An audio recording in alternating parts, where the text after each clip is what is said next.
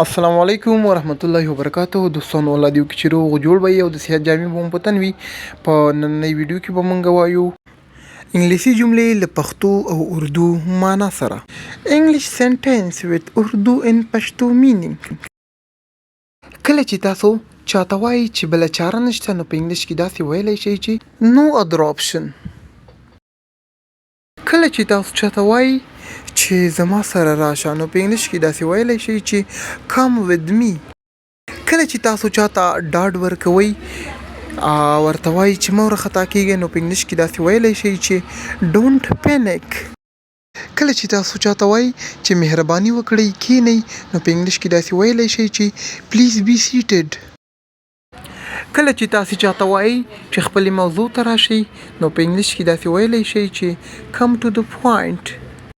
کله چې تاسو چاته وایي چې د خپلو بوټانو تسمې وتړئ نو په انګلیش کې داسې ویلی شئ چې lace your shoes up.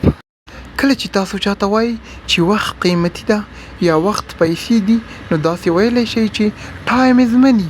کله چې تاسو چاته وایي چې مخکې له دې چې خبرې وکړئ سوچ وکړئ یا فکر وکړئ نو داسې ویلی شئ چې think before you speak. Thanks for watching. Have a good time. د الله په امان.